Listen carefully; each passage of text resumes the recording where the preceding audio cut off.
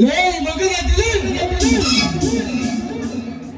ನಿನಗೆ ಕಾದಿದೆ ಬ್ರಹ್ಮಲಿಖಿತ ಬರೆಯುವ ಈ ರವಿವರ್ಮನ ಬಣ್ಣದ ಮಾಯಾಲೋಕ. ನನ್ನ ಜೀವನದಲ್ಲಿ ನನಗೆ ಎದುರು ಯಾರಿಲ್ಲವೆಂದು ಸೊಕ್ಕಿನಿಂದ ಮೆರೆಯುತ್ತಿರುವೆಯಾ?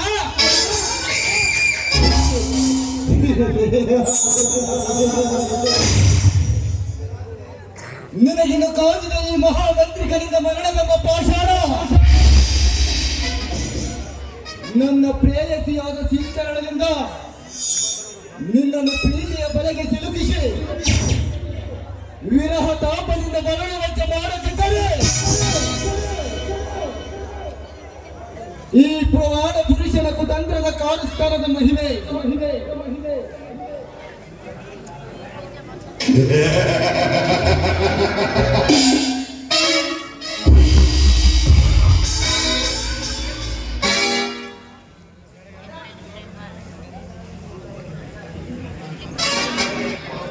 ಹಲೋ ಪ್ರಿಯಕರ, ಹೌ ಆರ್ ಯು?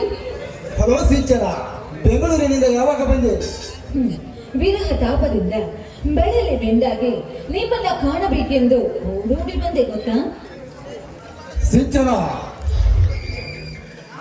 ನಾನು ಅಂದುಕೊಂಡಂತೆ ಈಗಾಗಲೇ ಆ ಚಕ್ರ ತೀರ್ಥನ ಅರಮನೆಯ ಮಾಂತ್ರಿಕನಾಗಿ ಸೇರಿರುವೆ.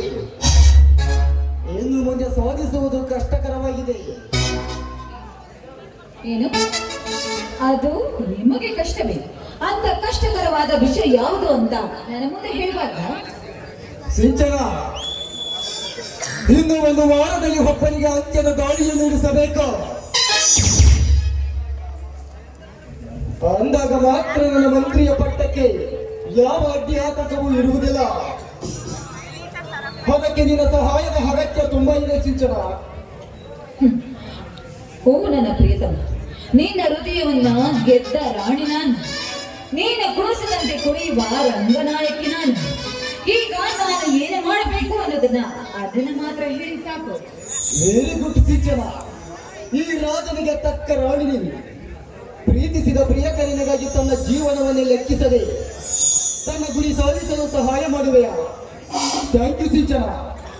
ನೋಡು, ಅವನ ಹೆಸರು ತಿಳಿ. ಅವನನ್ನು ನಿನ್ನ ಪ್ರೀತಿಯ ಬಲೆಯಲ್ಲಿ ಬೆಳೆಸಿಕೊಂಡು ಹುಚ್ಚನಕ್ಕೆ ಹಲಿಯುವಾಗಿ ಮಾಡಬೇಕು. ಅಷ್ಟೇ ತಾನೇ?